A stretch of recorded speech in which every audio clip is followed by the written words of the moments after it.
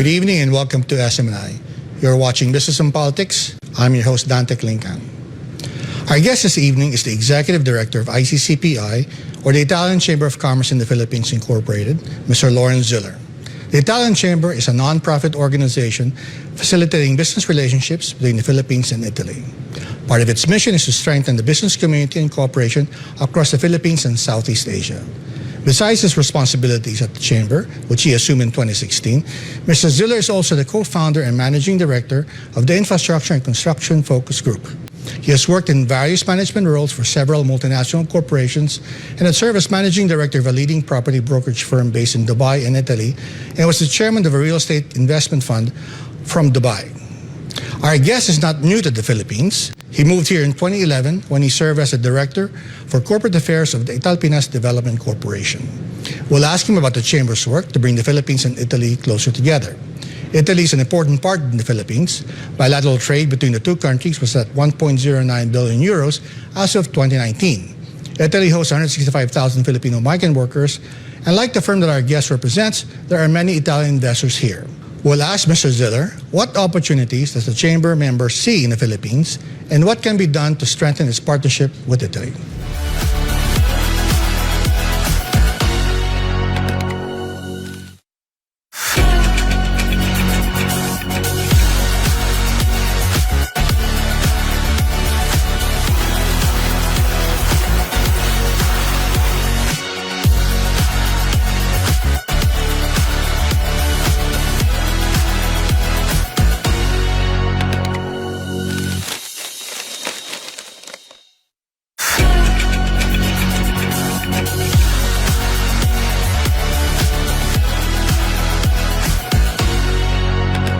Mr. Lorens Ziller, thank you for making time for Business and Politics, and welcome to the show.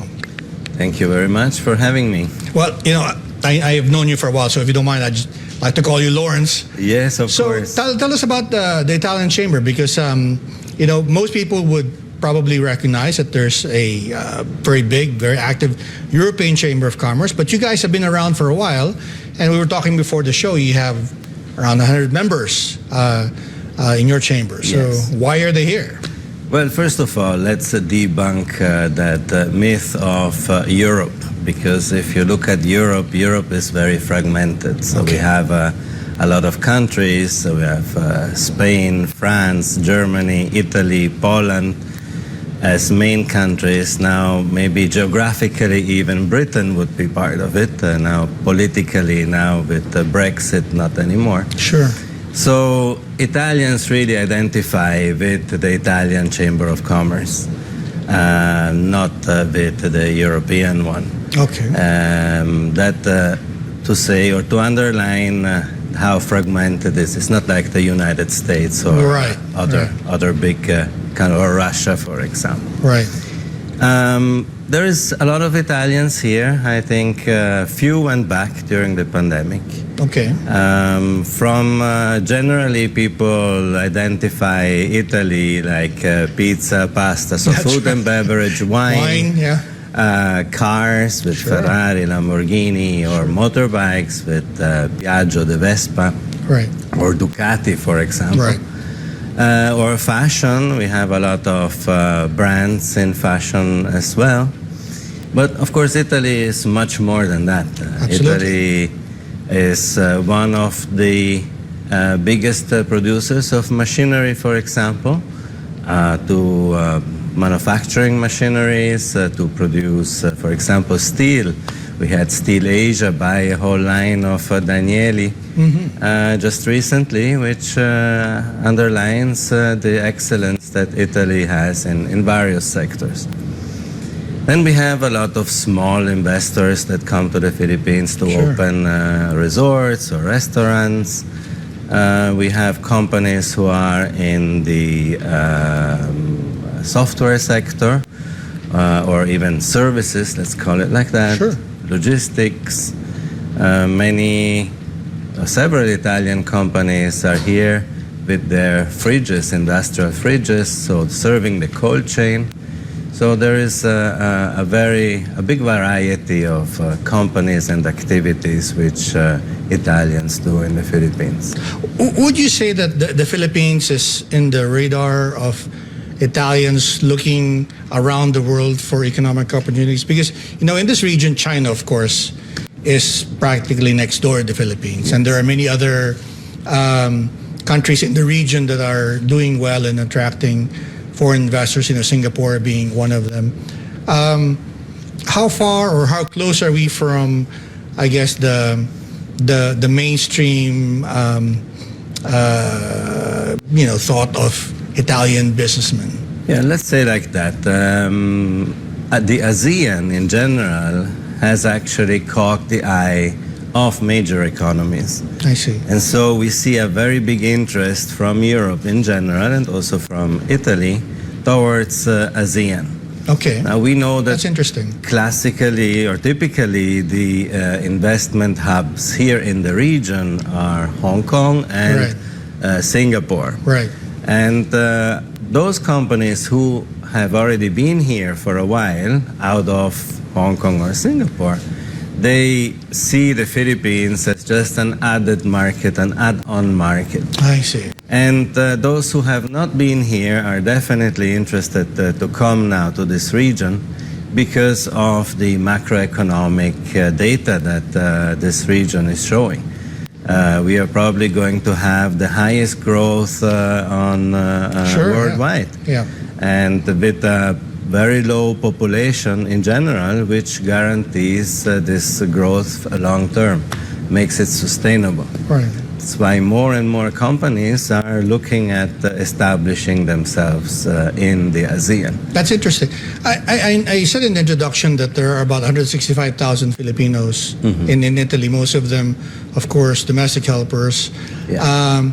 I believe the number is probably double on that if you take into account the undocumented workers. But the question is, how do they represent the Philippines? Does that factor into maybe some Italians being curious about the Philippines? Because one of the things I've noticed when I've been to Italy is how different the Italians treat the Filipino workers there versus how Filipinos are treated, say, in the Middle East. They're very close. Correct me if I'm wrong, but I see a lot of similarities in the Filipino character and the Italian character. We have such, a similar joy of life. We're both very gregarious. We like food. We like, friends. And I was wondering, does that somehow make Italians curious about the country where those workers come from? And is that an advantage of the Philippines? Okay, there is two things that I have to say. They did, I can't remember which university, they tried to establish which foreigners in Italy fit in the easiest. Okay. And they established that Filipinos are the ones who fit in the easiest into the Italian society. Now, this has the following reasons, so now that's the second point. Okay. If you analyze history, and I discovered that in a most curious way, I tell you that. I went to Naga City and I sat in one of those typical city restaurants. Okay. And so when I was looking at the menu, I saw one dish which was crispy tuna with sweet and sour onion. And I was staring at it. I said, that cannot be. This is the typical city dish of Palermo in Sicily. Really? Wow. So I started researching. And so what I found out is that during the time the so-called Spanish came here to the Philippines, half of Italy, which was called the Reign of the Two Sicilies, was under the flag of Spain. I see. So, of course, the majority of the Jesuits, the Dominicans, and the other congregations, most of them were Italians.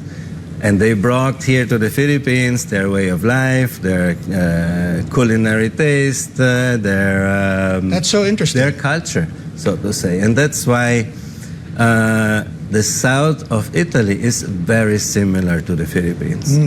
And so if you bring an Italian here, especially from the south, they will tell you they feel at home immediately. Well, I did notice that Italians drive the same way as Filipinos drive. Yeah, in the south they do. But I'm curious, what brought you here? I mean, I noticed from your background that you work in construction, but you've been in other industries as well. But what's your journey like? Yeah, I was actually by that time living in Dubai. Right. That was now post the economic crisis of 2008. Okay. And I was also the managing director in the Middle East for the branding arm of Italia Luxury Group. Okay. So basically, I was representing Tonino Lamborghini, Oh, wow. Okay. Casa. And we were trying to brand real estate towers. In fact, we had signed with a tower a complex in Dubai. Okay. And by that time, I heard that in the Philippines, there were several branded towers coming up, like the Trump Tower, Milano by Versace, and some others. Right. And so I came here to meet this developer who was actually launching this project. Okay. And I had several meetings, and then I was asked if I can stay a week or 10 days longer because he had a business trip. And so I decided to stay. I started traveling around the Philippines, and I fell in love. And I postponed then for 3 weeks, 3 months, and now it's 13 years that I'm here. Oh, wow. And with the conviction that this is going to be my home for the rest of my life. Was that 2011, or were you traveling here before and then you No, settled for good in 2011? 2011. Yes, 2011. That was in 2011. What were you doing in Naga, for all places? Oh, I think that was, I went to the marketing congress or something like that. I see, And okay. so I came across this restaurant, and of course my culinary curiosity as Italian is always very much alive. Right. And that's... Are you from Palermo, or what part of Italy you're from? And No, I'm actually from the opposite side of Italy, from the very north. okay. Place called South Tyrol. We speak German. In fact, Okay. my surname reveals that I'm Ziller. half Italian, half German. Okay. And It's like the fashion capital of Italy. that's in Milan. That's Milan. Yes. Okay. So where I come from, it's where you see the Dolomites, the mountains, where you go skiing. And most of the people don't consider themselves actually as Italians, but as South Tyrolean, with an Italian passport, of course. Right. Did you have any Filipino friends in Italy? Were No. you exposed to anything Filipino at all? Or? In Dubai. In Only Dubai, in Dubai. being In Dubai, there's so there, many, yeah. I don't know, maybe more than half a million. Half of the population, I Half think, a is million Filipinos. Filipino, yeah. All of our staff there, I think there were 10 of them, they were all Right. Filipinos. So that's where I got to know actually a little bit of the Philippines. But of course, I didn't know what to expect Sure. before I took Sure. that flight. No, but something that I was curious about, you mentioned how Italians that come here, they see things that are familiar with the cuisine and with the people. But I'm always amazed also at how assimilated the Filipinos are in Italy. They seem to pick up the language well. I mean, I don't speak Italian, but it sounds as if they get along fairly well. And it's just curious how the relationships are, even between employer and employee.